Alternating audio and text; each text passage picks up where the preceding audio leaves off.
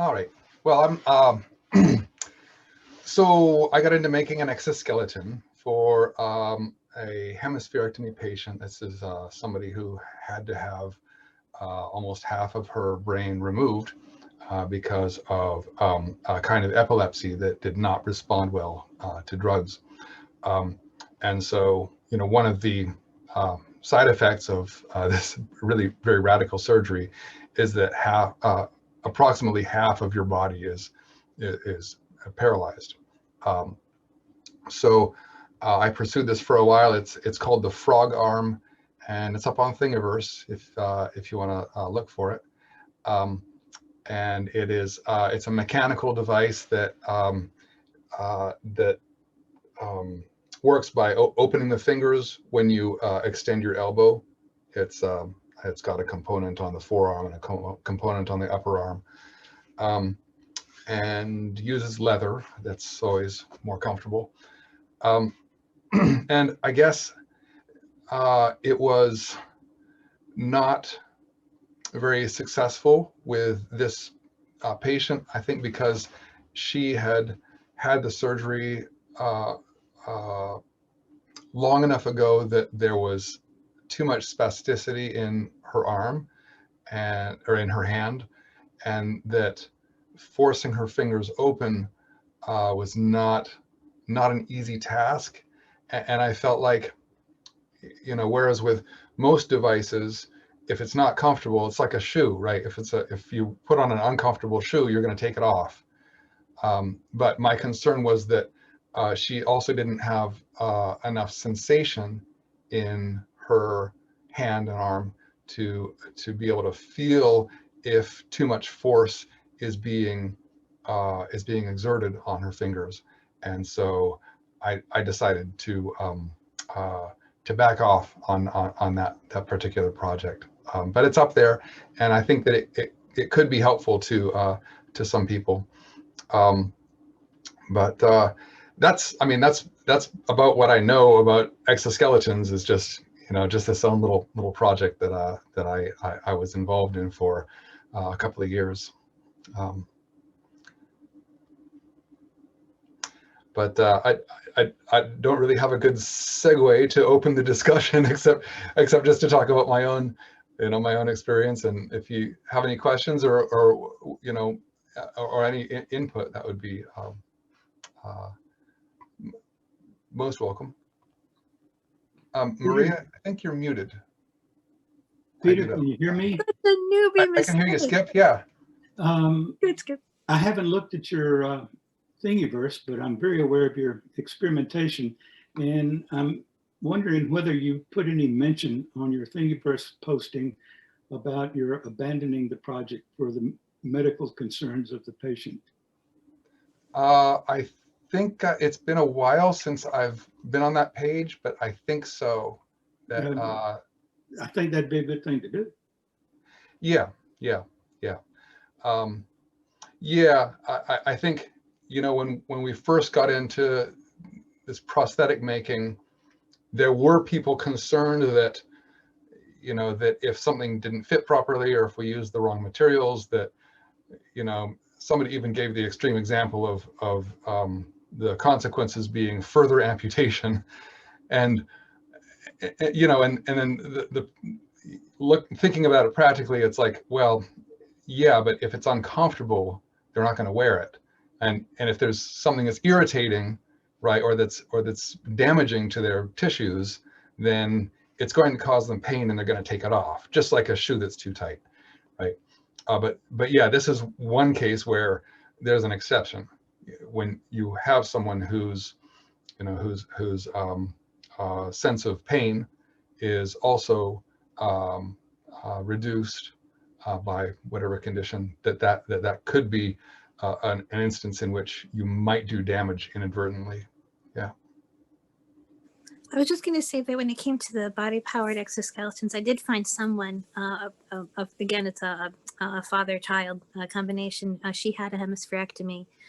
She is, and to understand that these surgeries are only done for children who are extremely young. usually younger than 5, very rarely younger than 7, but so that the brain is plastic enough that the information moves to the healthy side, so that these kids leave, the surgery able to talk when you've removed typical speech areas. They see from both eyes. That the hemispherectomy family reunion, Dr. Freeman, one of his functionality tests was to ask the kids to get him a beer, and you'd see them run to the cooler, throw it open, toss a couple of beers to other people, usually residents, and then to go and run back with a beer that he honestly couldn't open, but that wasn't why he asked. And so, at any rate, the one of the kids is now 17, and she has a job grooming dogs at the PetSmart, using both of her hands, and the exoskeleton gives her the support in order to keep her, keep the muscles smooth and moving. And she absolutely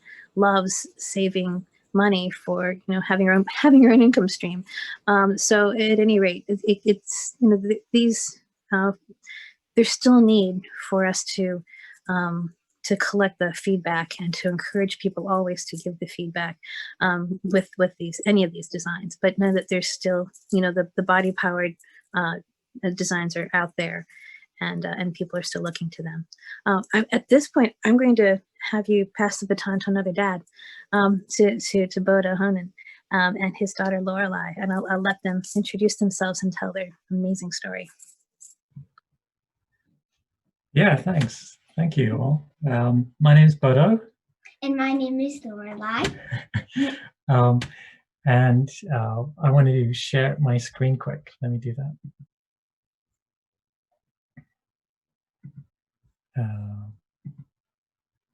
Okay, so I want to tell you a story. It's a story. Just give me 1 second. There we go. A story that happened when Lorelei was 5 years old. In a matter of just a few hours, her body became paralyzed. She lost about 80% of her strength. She battled to breathe. She battled to move. She couldn't stand up. She couldn't sit up. You couldn't swallow. She was really in a bad place, and this happened in a matter of a few hours. But luckily, over the span of about 2 weeks, her body regained a lot of that movement, and this was us about 2 weeks after she started getting paralyzed, and at this stage she regained about 60% of her strength back, but her left arm was completely paralyzed. And the prognosis was that it's I mean, there was no movement. There was little the doctors could do. So it was actually on this hospital bed that we decided to try and figure out a way that we can try and solve this. And over the span of many months, we built this brain-controlled exoskeleton, and that's the story I want to share with you today. So it was on the hospital bed that we were first introduced to a disease that's called acute flaccid myelitis, which is a pretty rare illness. When my daughter got it, she was one of the first 100 kids to get it, and so at this stage it was very rare. It's a cousin of the polio virus, so it's very similar to polio, I guess. While we were on the hospital bed, we reached out to a number of families who had kids with the same condition, and this is where we discovered that many of them are still in hospital, still on respirators. If they had paralyzed limbs, their limbs were still paralyzed. And some of these kids had gotten this disease 2 years back, and most of the kids we spoke to, there was only 2% of those kids had any significant recovery, and so we were stuck in this situation where we really wanted to try and figure it out. And while we're still in the hospital, we started to research what are the options for us. and we discovered these pretty cool projects that were building exoskeletons for paralyzed folks. And the way that many of them worked was to have an exoskeleton to pick up brain signals, signals from the brain to pick up the signals from the brain, and then to move the exoskeleton accordingly. And then through the use of or through encouraging that type of movement, that over several months, these people started to get feeling back, started to get some movement back. And we're like, wow, let's see what we can do here. And we reached out to these projects, but unfortunately, most of them were closed. They couldn't share any information with us. Some of these organizations were building these devices, and they were willing to sell us these devices, but we didn't have a spare $100,000, and it was unfortunate. But so we decided, well, let's try and build it ourselves. And I mean, we didn't know how to do any of this, and I guess we still don't. But it was on the hospital bed that we drew this sketch, and we said, okay, let's try and build something. You know, we knew about 3D printing. We've always wanted to experiment with that. So we said, okay, let's create these arm braces, and then let's try and build this like pulley mechanism, either a pulley or an actuator or whatever the case may be, and then let's try and figure out how we can get signals from the brain to control it. So we split the project up into these big main 3 areas. And again, we had no idea how to do any of this. So we recorded a whole bunch of little videos and questions, and we asked, hey guys, you know, we want to 3D print this device, you know, how can you help us? We now want to build the electronics, how can you help us with that?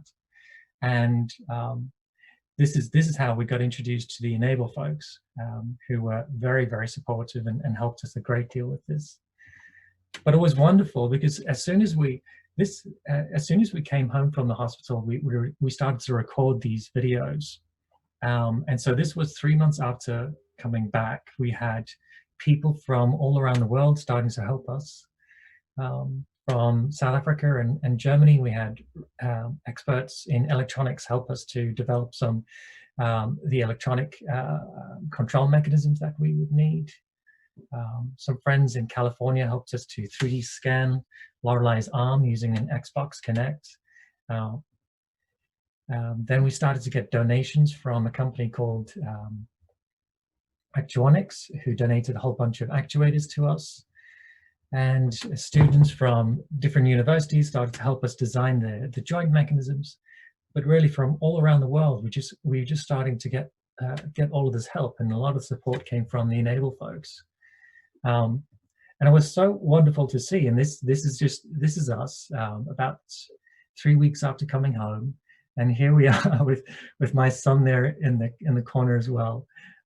We starting to learn how to put this all together, and so I mean this was, Lorelai's always been really positive, right?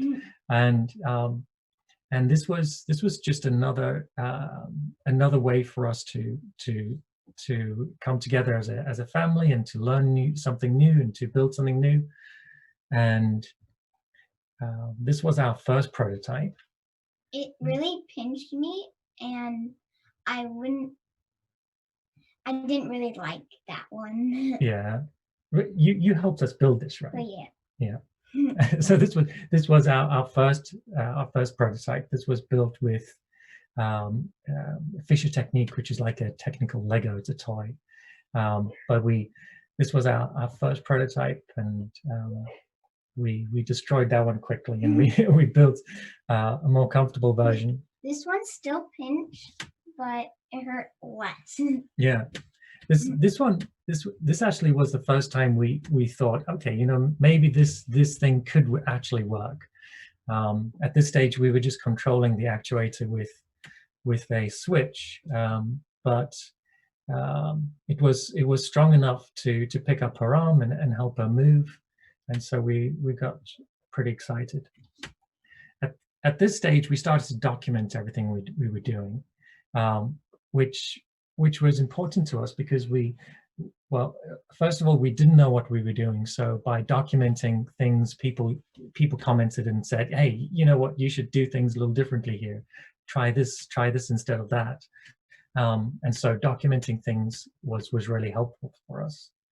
But we also wanted to get a whole bunch of other kids to help us build this and join us in this journey.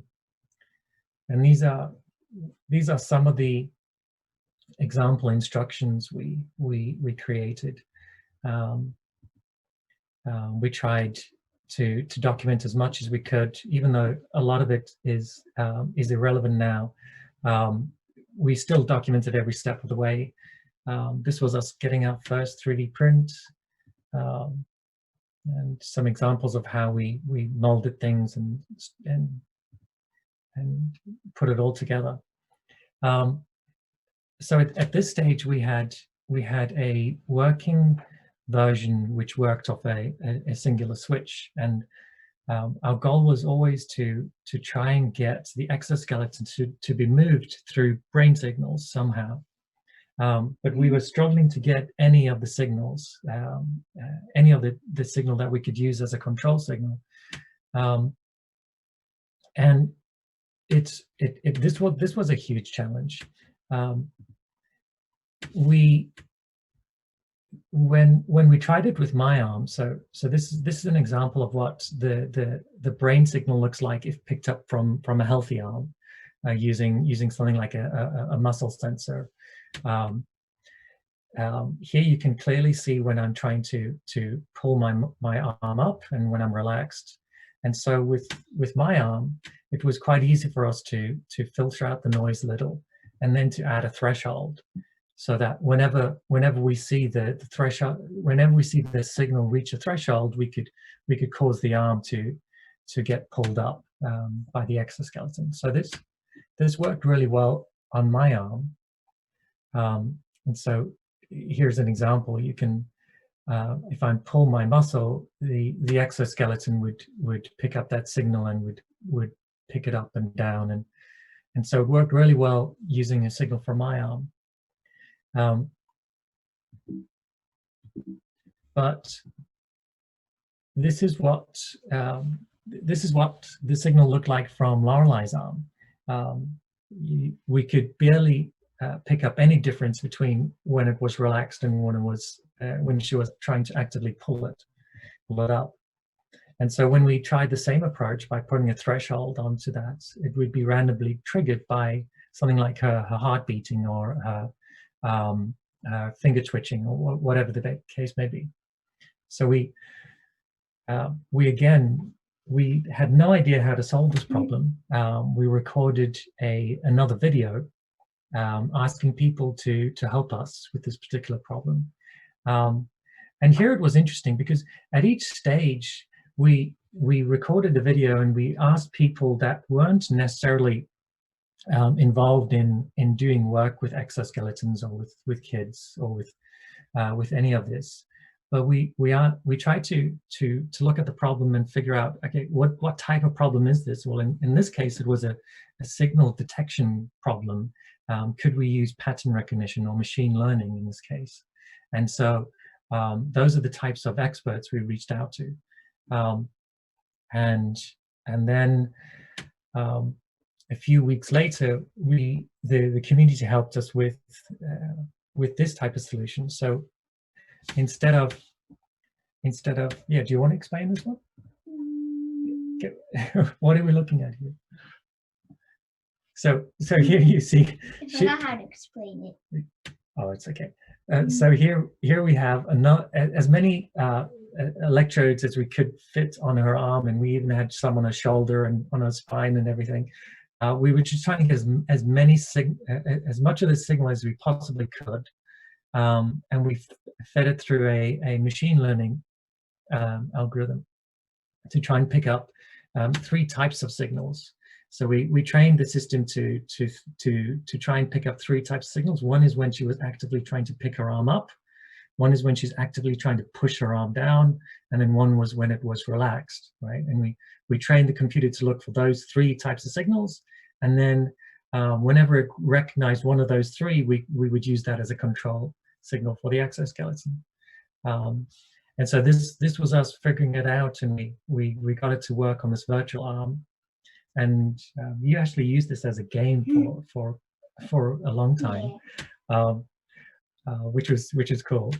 But it was at this stage that it was really fun. So many different people were starting to build their own, which was great, because it was all openly documented.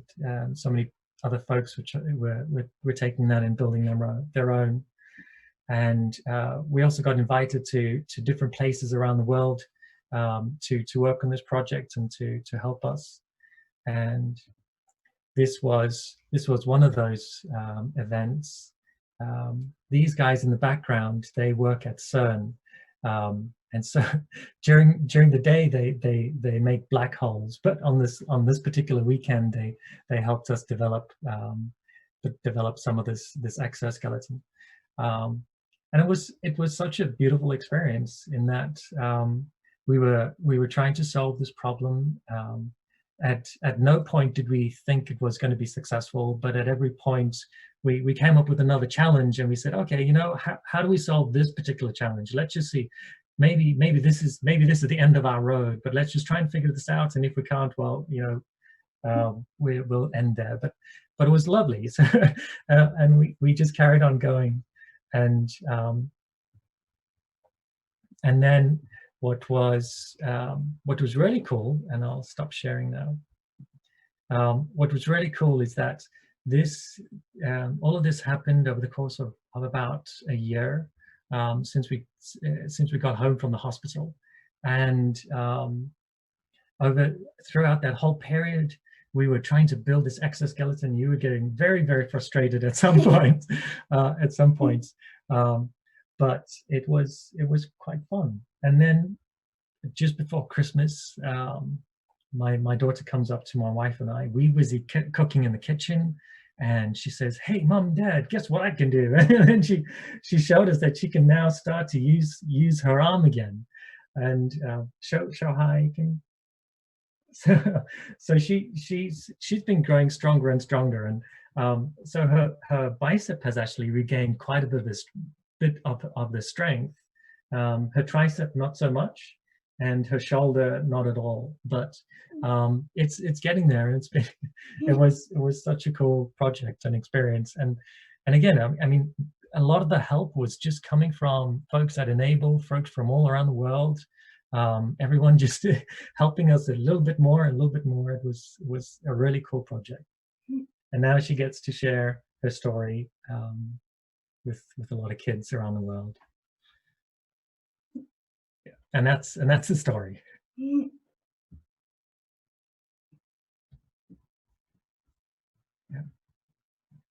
Do you want to say something? I didn't know what to say. You don't know what to say. I'm sorry, it looks like Maria jumped out for a second. So let's go to, does anybody have any questions for Bodo? Or any comments that I'd like to make for Lorelei?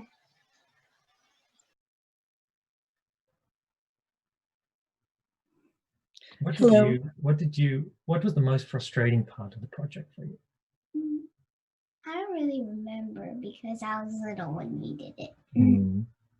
What was the best part?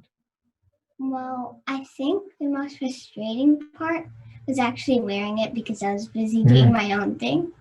Yeah, and you got a lot of not scars, but like rash marks, and so the device. I mean, so the device isn't perfect. It fails all the time. It's not great. It doesn't work all that well, but it's a first step on a road to something that could be pretty cool. what I like about it is it's all open source. It's all openly documented. There's now a number of other parents and kids taking this further. And I think it's a wonderful thing about how e-NABLE works and how many of the organizations on this call work is we all love to do these things and share them openly, and there's so much we can do and learn from each other, and yeah, it's, I don't know. That was fantastic. Does anybody else have any comments or questions? Thank you. Go ahead, Susan. I just wanted to ask, because I've been outside of the e-NABLE community for the last 3 years. So I wanted to ask what your preferred source of actuators and electrodes was at this time, but perhaps you'll just refer me back to the e-NABLE community to look at their resources. Our preferred actuators were, to be honest, we didn't test many of them. We were donated these ones, and we ended up using these ones. Initially, I was trying to get a pulley system to work, but one of the design requirements I had was this whole thing, I wanted it to be under 100 grams so that it wouldn't add to any of the weight that was pulling her arm out of the socket. And a lot of the pulley mechanisms were a lot stronger, right? They could pull up quite a few kilograms, but they're also a lot heavier. So these ones are actually very, very light, and the torque is quite powerful. So these ones are from Actuonics. They're actually used for remote controlled cars and airplanes and stuff like that. So they do work pretty well. And then for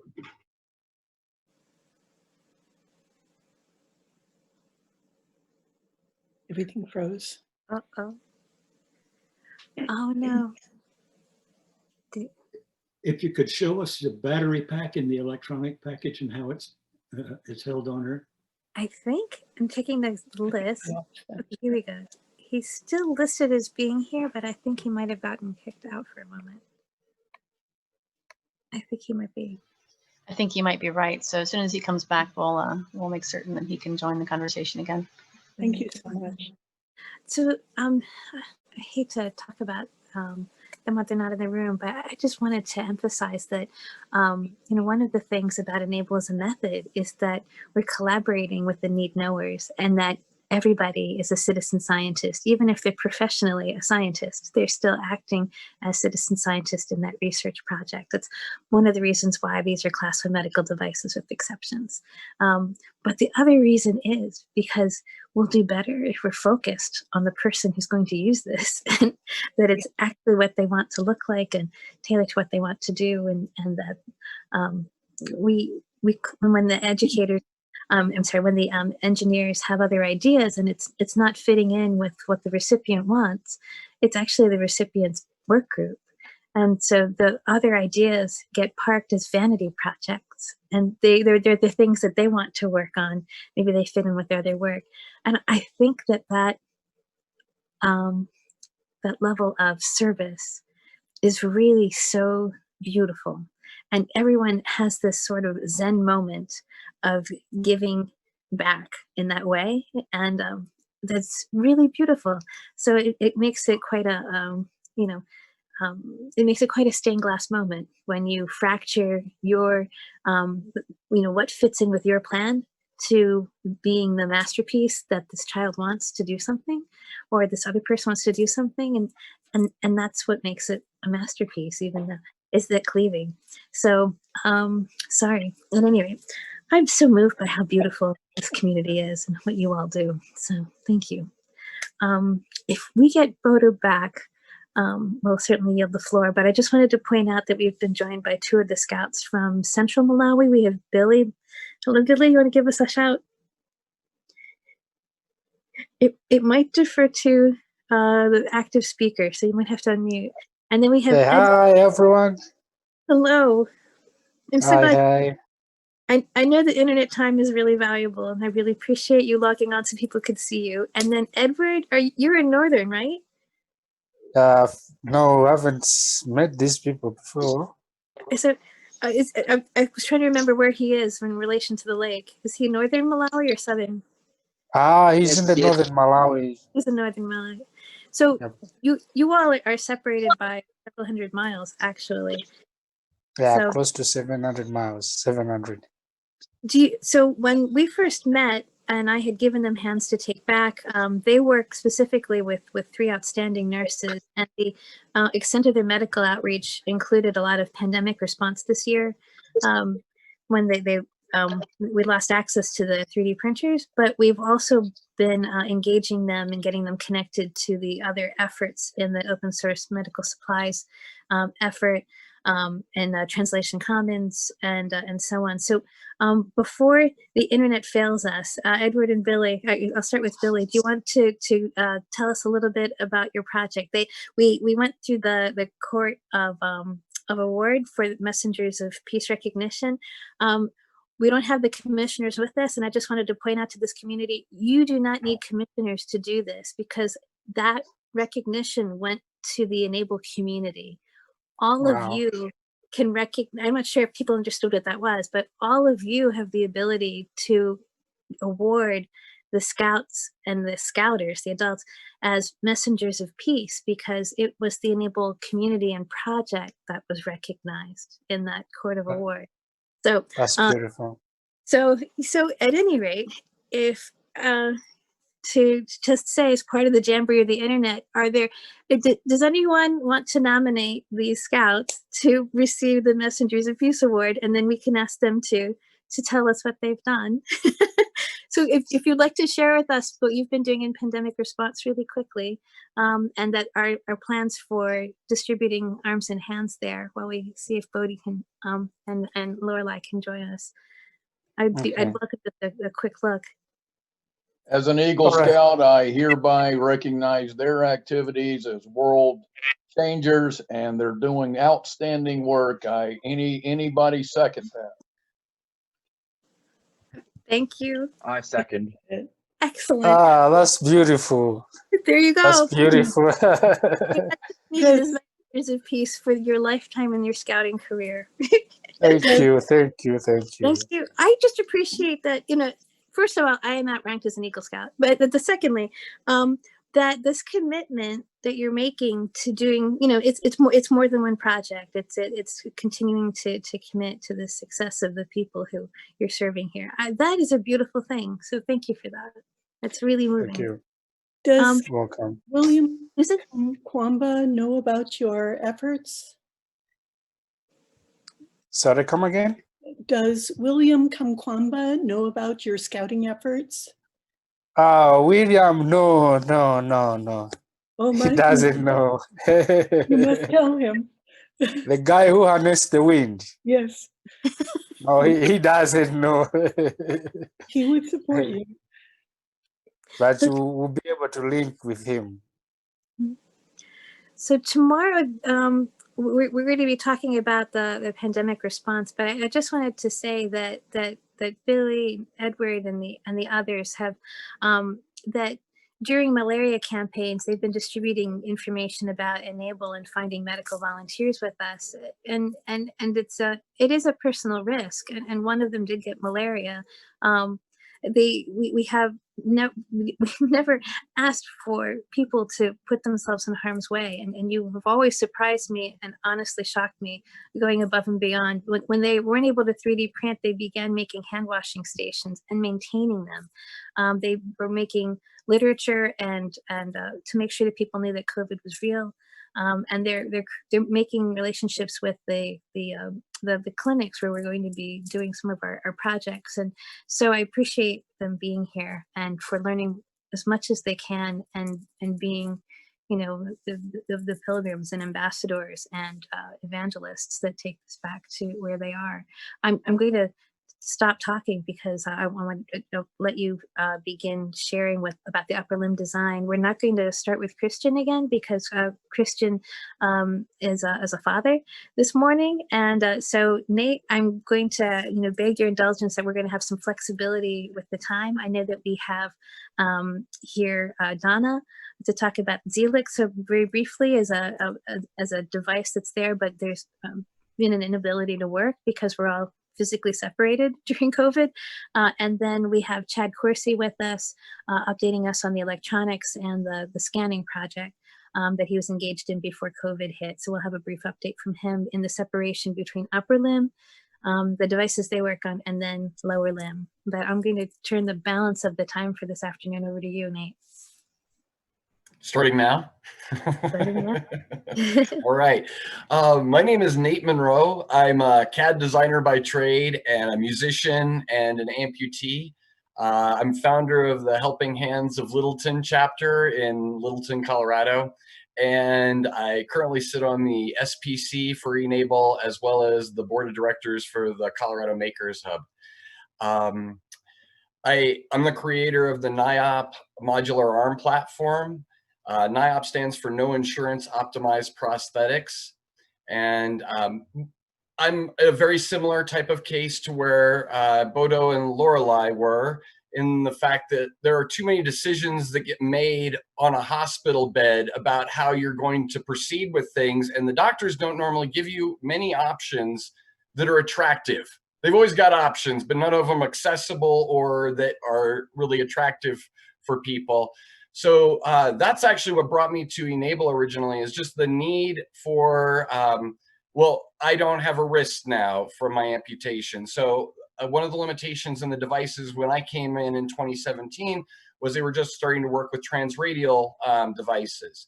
The majority of the NIOP designs have been built on the work that Jack Buchanan did with the Kwaw system that he had built to already develop the Kwaw hand to go on several transradial devices to fit different lengths of residuals for people missing just their wrist with a missing forearm, basically. And I, of course, was in that range, but my condition is a near elbow, so I'm kind of specialized even for where that was. So I had already been working on my own design before I came across Jack's. So Jack's actually superseded the design I had currently at the time.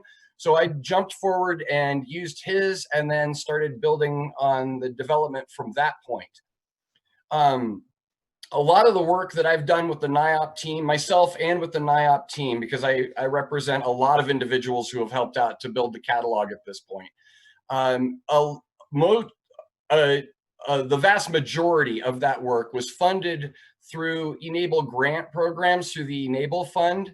And I just want to showcase that this really exemplifies how effective those grants can be to accelerate the development within the community, to allow people who wouldn't have otherwise had the resources, like for me, it's cash resources with being on disability, but it's the ability for these designers that are in the community who all have this desire to want to bring the world into a better place. And it really is a beautiful thing how well it works when it's all put together. And so I think the NIOP system is really a showcase of that fact. One of these points I'd like to bring up with Billy, I hope he didn't just leave, was that we should probably try and get him some sort of grant program going so he can at least be vaccinated if he's going to be doing the outreach out in Africa. Part of what I'm trying to expand the NIOP team to do now is my chapter is going to incorporate as a business here, a business entity. And at that point, we're going to try and be able to do grant writing, to be able to accept larger grants for the community, to be able to inject larger sums of money into other less served parts of the world, so we can bring the level of service within the e-NABLE community up to the same level as what we have come to expect in the United States, where the majority of e-NABLE is centered and headquartered. So I know there's lots of other efforts. Maria has the e-NABLE Alliance and some other worldwide efforts that are going along with that, but we want to work in partnership with those and try and help accentuate their abilities. So I should start this whole thing by just saying thanks to all the people, and we'll get that out of the way from the beginning. Thank you to Maria for putting on this event at the last minute. It was amazing how it all came together. It was pretty awesome. And then to John Schul, the co-founder of e-NABLE, Jeremy Simon, Bob Rieger, and everybody else on the SPC, the NIOP team especially, that helped bring all these things to life. So besides myself, I have mechanical engineer Will Mccaffrey, who's helping me out. Actually, a second mechanical engineer named Justin Itzkowitz. And we've got Anthony Rourke, who's now doing lower limb orthotic devices, and Ahmad Alhaj Musa doing lower limb prosthetic devices. And we've now got Jason Lee, who's helping us out with the new ARCS hand design and all these wonderful things. There's too many people to even mention at this point. Skip Meets with the gripper hand, and Jack, of course, with the Kwaw. And I've worked with prosthetists within the community, as well as my personal prosthetist, Zach Harvey, to develop a lot of the designs, including my guitar adapter, my guitar pick adapter, and some of the other just adaptive equipment like my nail clipper brace for people with one hand to trim their fingernails, which is a nice little thing so it doesn't rip your fingernails off. Because not many people know that's a trick, but it is. So I guess at this point, I will take over the screen here, and we will...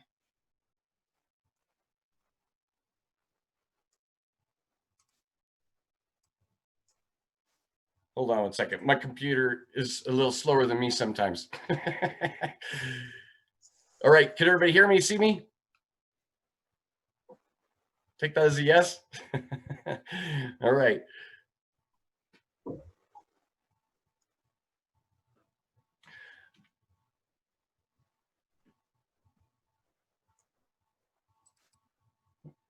I don't know why we're not launching.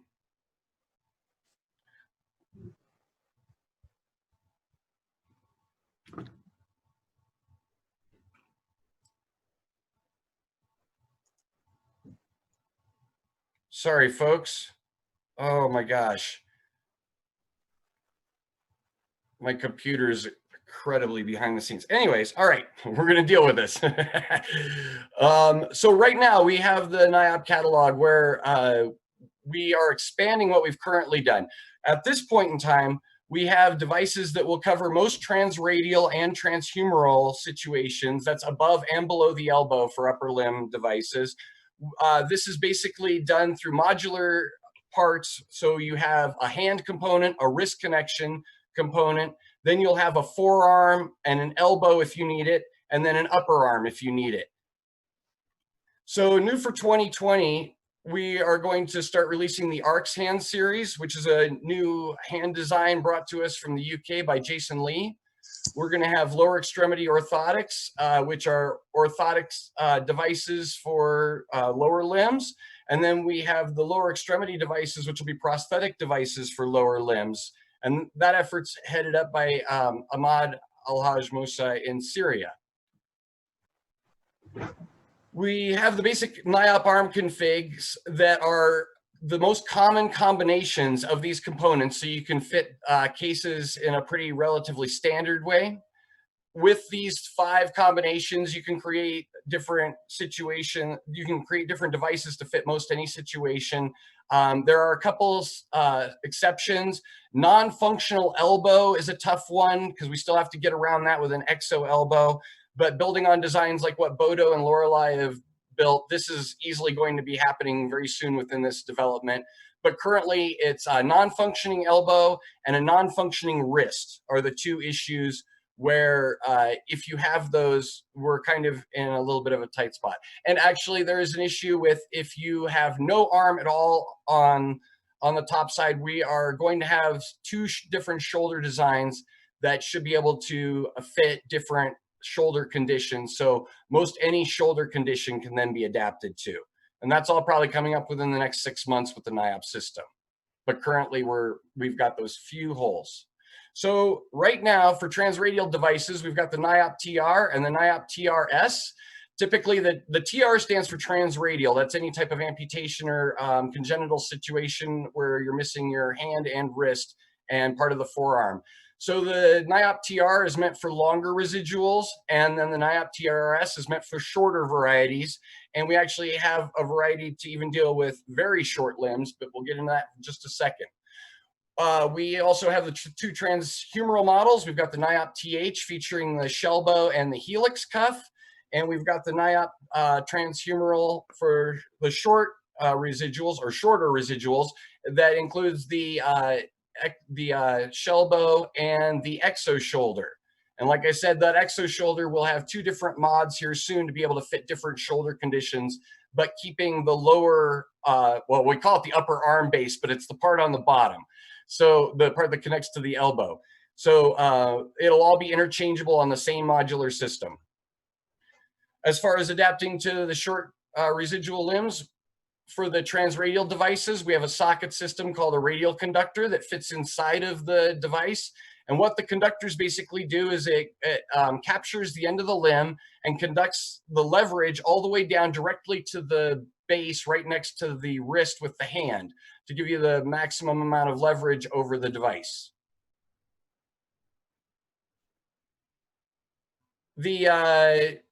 Oh, I'm sorry, I should have been doing this the whole time.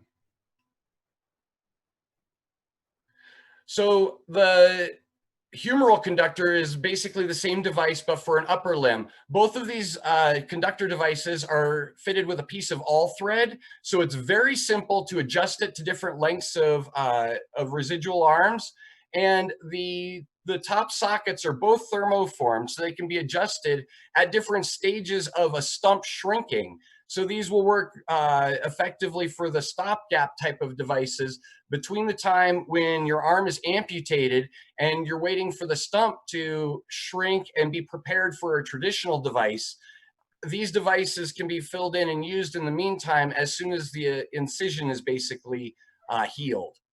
So it gives people an opportunity to have a device long before traditional devices are able to be employed.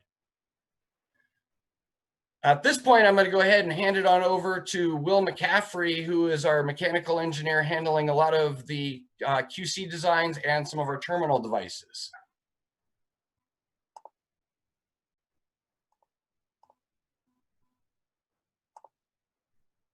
Are you there, Will?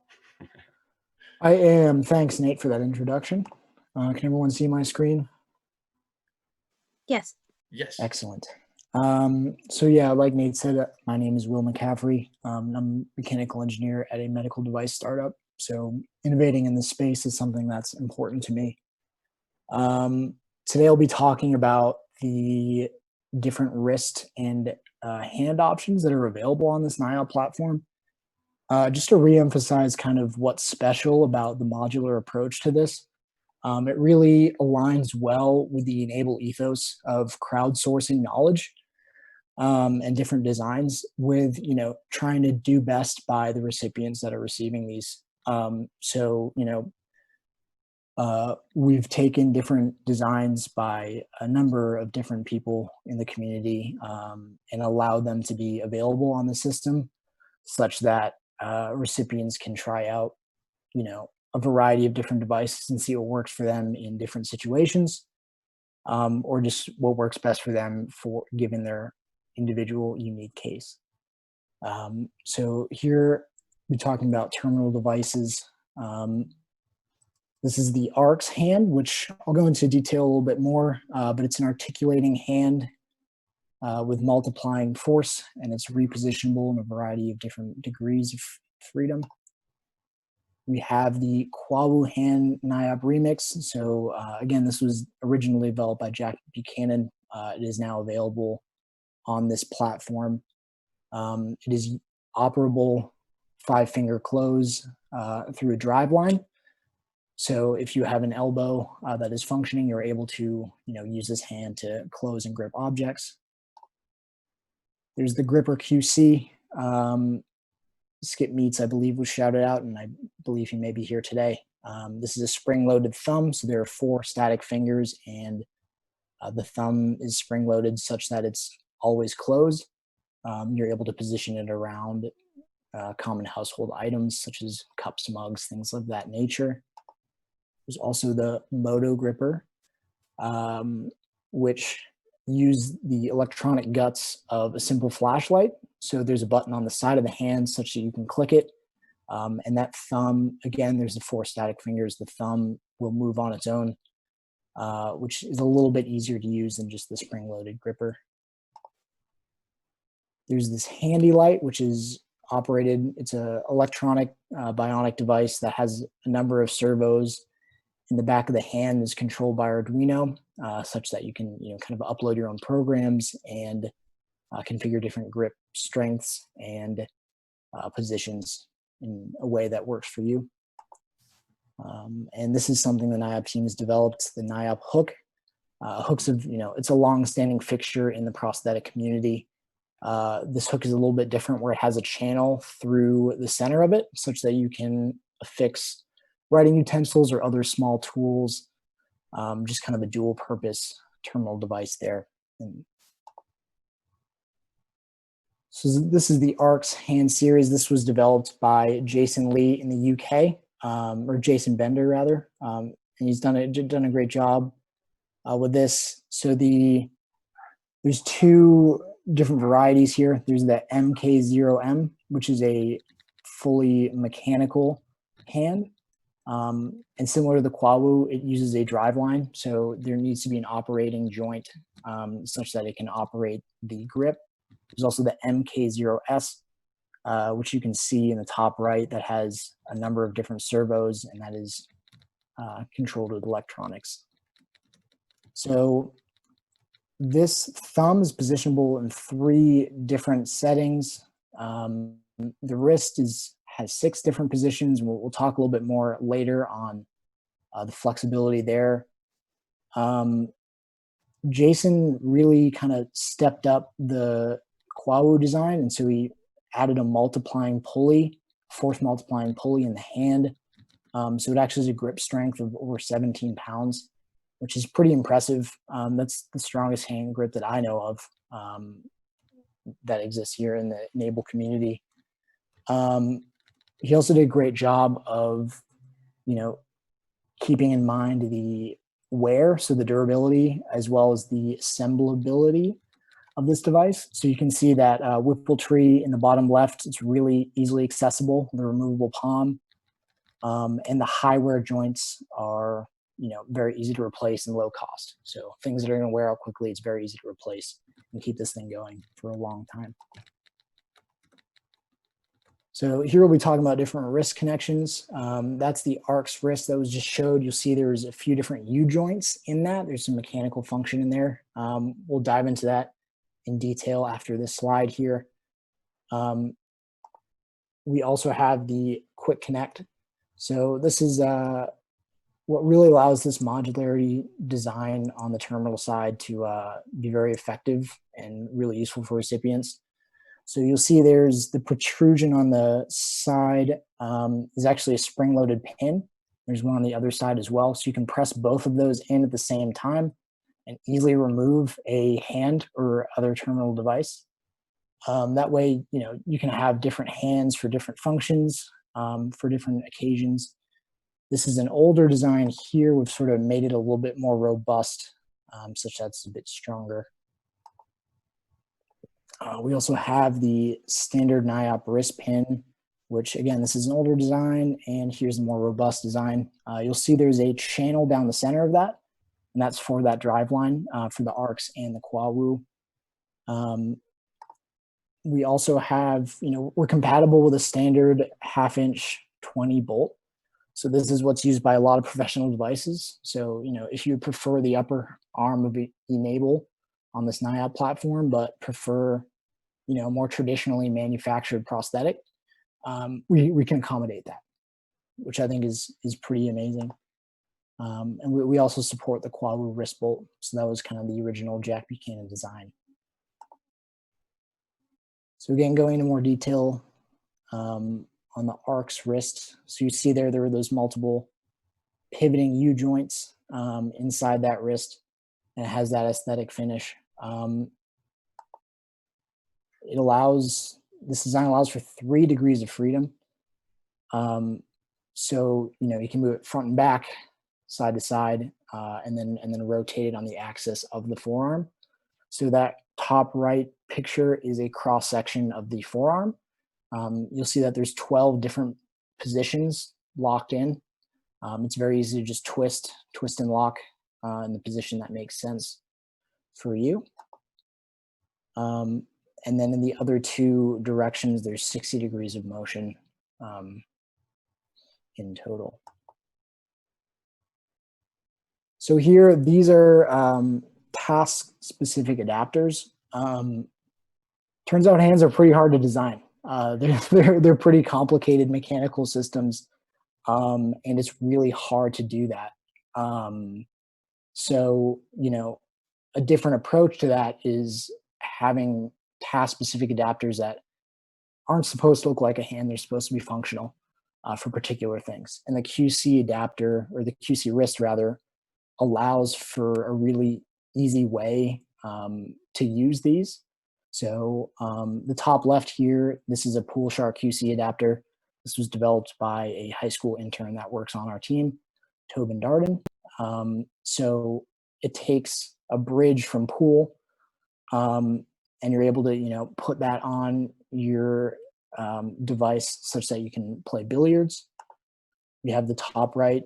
This was a collaboration between e-NABLE DC. There was a case in the DC area, and there's also a case in Wyoming, which our chapter sometimes deals with. And we decided to sort of do a collaboration here. So thanks to Madison Bondock of that team for helping with this. So you'll see that there's the QC sleeve sort of in the bottom left portion of that photo, and you'll see where the bow would attach, and so that can be used for violin or cello. That component rotates sort of like a loose wrist would in order to be able to play that instrument. Here, this is something actually that Peter Binkley, who spoke a little bit earlier about the frog arm, this was something that he designed, and again, we were able to just leverage other open source designs and incorporate that onto this platform. So this is the Roadrunner bike QC adapter. So this allows for someone to ride a bike. You'll see the left image, there's that ring, and that affixes to a different component that attaches and is bolted onto the bike. So you're able to pivot around and then exert force on the bike, so it's easy to turn. In the bottom right here, we have the Yogi or Yogini QC adapter. So this is really for anything, yoga, gymnastics, exercise, anything really that requires just a pushing, kind of a blunt pushing force. It's something that you can easily, attach to your device. So moving on here, we're working on some Bionics. This was developed by Sean Matheson and her husband. This is the Bionic Kwaw version 2. It has a positionable wrist, which is kind of done with the help of another arm. That is not electronic at the moment. However, there is this joystick control in the wrist that controls the different grips. So there's a full grip, there's a pinch, which is the thumb, the forefinger. There's, the hand is then open, or there's an incremental grip. That's all controlled just through that simple joystick function. This has a strong grip. There's 3 linear actuators in there. I don't know if we have a force measurement on that, but that's a few actuators, so I'm sure it's fairly strong. And they did a great job of sourcing components. So again, similar to the Moto Gripper, try to find something that was low cost. This is from a hand warmer, so it's $15 worth of electronic components. So this thing is, still considered low cost. Something that we're looking into next is improving the joystick and then moving towards a video game joystick, which for all of you who are not video gamers, the joystick can be pushed down as a push button. So the thought is, well, if you just push down on that joystick, you're able to toggle through different functionalities. So, you know, maybe the standard setting is grips. So you're able to use it kind of in the current function that it is. You could then press it down, pop the joystick, and now you're in a wrist function where now the wrist is electronically positionable. You could then pop it again such that the elbow is electronically positionable. Pop it again for the shoulder. So, you know, possibilities are, I think, kind of endless with this. Just adding that one push function can really expand the capabilities of that design. So again, this is in development. This isn't something that's available right now, but just kind of where our mind is going here. And then, you know, again, potentially working with Bodo or others who are, you know, have done some research in the myoelectric stuff. There could be some sort of override such that this is operable through that. So Bodo, thanks again for that awesome presentation and for sharing your story. You know, maybe there's an opportunity for collaboration there. So that's it for me today. I'll pass it back over to Nate.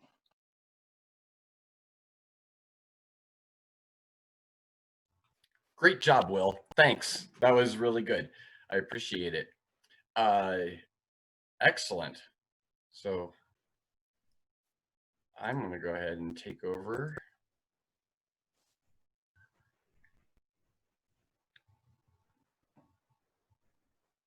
All right, so I'm going to pick up where Will left off with the NIOP guide.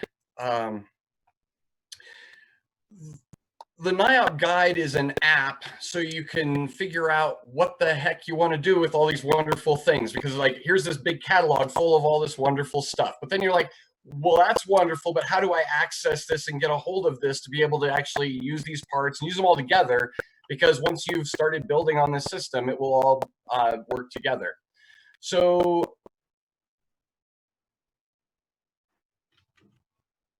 the guide basically will guide you through the getting started, where to find all the parts that you need, how-to guides on things like thermoforming, like what Bodo went through, the tools and hardware that you need, and the assembly manuals. So we're going to take a moment to go through all of these in a little more detail so you guys can see all the different options that we have here. So the first thing is where do you find this? So everybody should be familiar with finding the hub. If not, I'm sure those links are going to be available.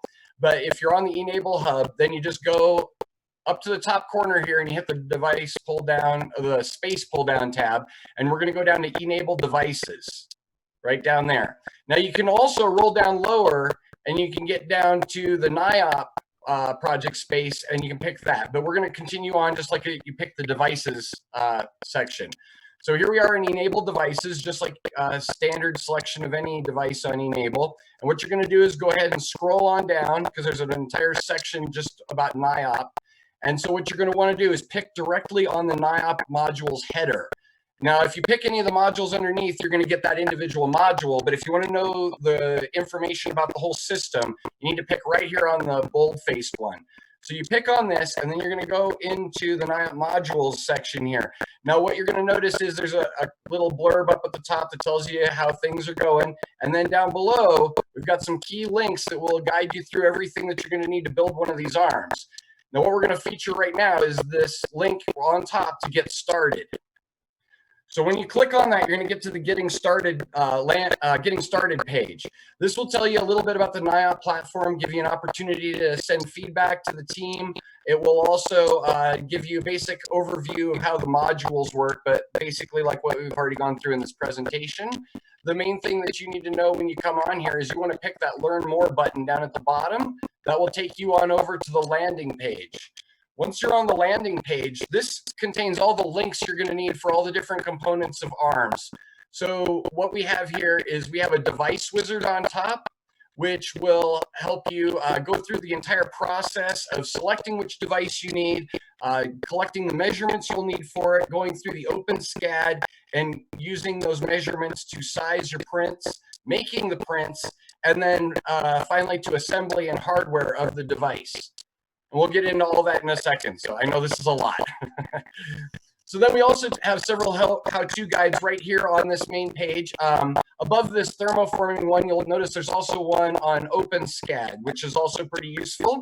There's the one here on thermoforming, and then we have one underneath on tools needed, which will get you all the tools and the hardware that you need. There's links for everything on those. Once again, we'll get into that in a second. Here are the e-NABLE links, which are going to be in play while you're making a device. We have e-NABLE.org, or Enabling the Future, and the e-NABLE Hub right here, as well as e-NABLE Web Central, which is the link you should be using when you're doing devices for actual cases. At the very bottom of this page, and on all of these NIOP guide pages, you're going to notice there's a dashboard. Typically, you'll have arrows on both sides, so you can go forward and backward and advance or go back. And you can always hit the home icon in the middle to come back to this landing page, so you're never lost. All right, so we're going to get into the device wizard first. This is the top icon up there, little purple wizard hat. So you pick on that, and it's going to start with the selection of the arm. This is where you take your information from your case, find the line drawing that best represents your case, and then that is the device you're going to use. You can go ahead and download the STLs then right from those links, and that is that first step. The next step is, after you've selected what device you're going to use, is measuring getting the measurements you'll need for the different recipients. So if they're transhumeral, you use the top instructions, and the bottom instructions are for transradial cases, or the TR series. And you'll notice a little line graph on the, or a line drawing on the side has a picture of the essential measurements as well to kind of guide you through it.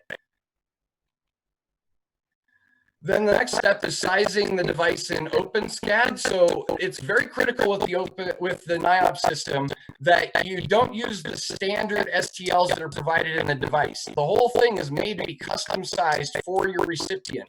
So you'll take the custom measurements that you get, you'll be able to enter them into the Openscad menus, and the Openscad files come with the device with the STLs as you download it. And what you're able to do is download Openscad. For those that don't know, it's open source CAD software, and it's very limited. It's more of a programming based than a graphical based CAD design software. So people don't use it as much for design, but it works great to custom size and stretch and distort the parts so they can fit to different people's proportions, because everybody's different sizes, lengths and widths. So we make it to custom fit them.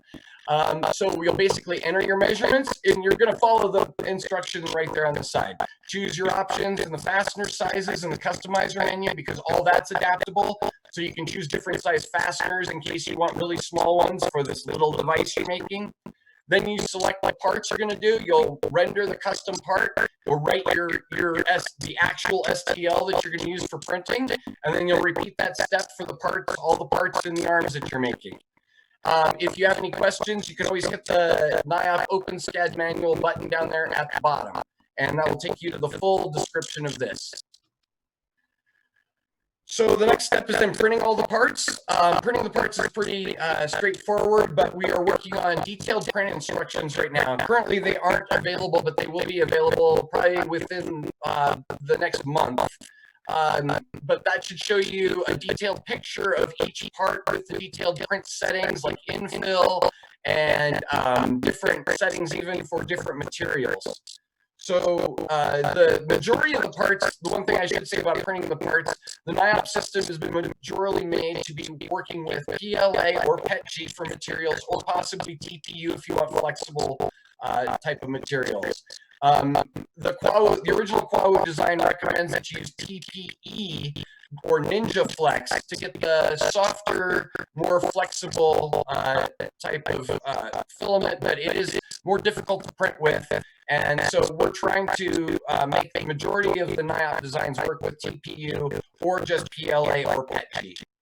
Now, PLA and PETG are both able to be thermoformed, so any part you make using those will be able to be thermoformed, so you shouldn't run into any situation where, like, all of a sudden you printed a part and you can't work with it. if you follow the instructions. That's the key disclaimer. So one thing I should say while we're talking about thermoforming is if you use PETG, you need to be very careful that you protect the recipient or whoever you're using as their skin in any type of live model situation where you're bending it over bare skin, because PETG can blister and burn people. It's very hot. I know this from personal experience. So, I should say what you use to protect yourself. A thin sheet of leather is really good, or you can use any type of clothing or cloth to protect yourself as well. Although if you use water in the thermoforming process, you can soak cloth, and then it gets really hot instantly underneath that. So you need to be aware of that also. But leather is great for this. Okay, so now we get to the assembly of the device. And this page right here will allow you to either, you can pick one of the top links and you can launch the assembly manuals, or you can pick the link below it and order the hardware specifically for each of these devices. Very shortly, we'll have actual McMaster car macros basically set up for a short list of the items for each device that you'll just be able to pick on there, go straight to their inventory with that, all the hardware already selected, and just hit purchase at the bottom. That will be coming soon. Right now, it's taking you to a list of hardware with links to be able to locate all the hardware in question. So the next step is, I'm just going to go over some of the other, some of the how-to guides before we get into the specifics on the assembly manuals. So one of the things you're going to need to know when you get into doing these devices is how to thermoform. Thermoforming is used as a process in a lot of our more popular designs, including the NIOP TR, the Helix cuff, and the Exo shoulder. So it's a really good thing to get used to. For those of you that are afraid of it, especially listening to me tell you, oh, be careful, don't burn your skin, it is not very dangerous at all as long as you observe just a few protocols. You can either use hot water or a heat gun to heat plastic. You heat plastic until it becomes malleable, which is normally only a few seconds under direct heat from the heat gun or being immersed in the hot water. And I actually prefer water that I actually prefer that the hot water is a little bit under boiling because it gives you a little bit, it's not quite as hot, and PLA still has plenty of time to work with it. PETG, you probably want it boiling, and like Moto is saying, you only get like 6, or I believe this was one of the FDA presenters, saying you only get like 6 seconds for working with PETG before it goes rigid again. So it's not only hotter because of a higher boiling temp, but it cools faster, making it a lot more difficult to work with for thermoforming. So I strongly recommend, if you're doing this for the first time, try it out with PLA first. Once you've done a device that way, then PETG is a little easier to wrangle. All right, so it's basically really simple. You'll just take the part printed flat, dip it in hot water or heat gun, put it on a jig or hand press it, press it in, or use your hand to press the shape, and it comes out once it cools in the shape and remains in that shape. It's a really effective way to create a thin part that is very strong. The next part is the tools and materials that you're going to need to build one of these things. So the tools are right here on the tools and materials page, and you've got links for all of them in case you're missing any of them, or you want any more information about them. And then the fasteners and hardware are over there on the right side. The second page has all the information you'll need for post-printing type of tools. This is after the prints are done, cleaning them up and getting it ready for final assembly. And then the other additional materials you're going to need, like the fishing line and foam and straps, as well as the adhesives that we'll use during the assembly. So you're finally here, we're ready to build the device. We've got everything printed and we're ready to go. So you start with the assembly manuals. These are Lego style assembly manuals with minimal text in them, so they should be multilingual and work for people in most parts of the world. Hopefully without much translation or conversion. They all go in order from start to finish. So it presents you with whatever part you should have at the beginning before you start. So you can see we've got a hand and wrist already built, because here we're building the elbow.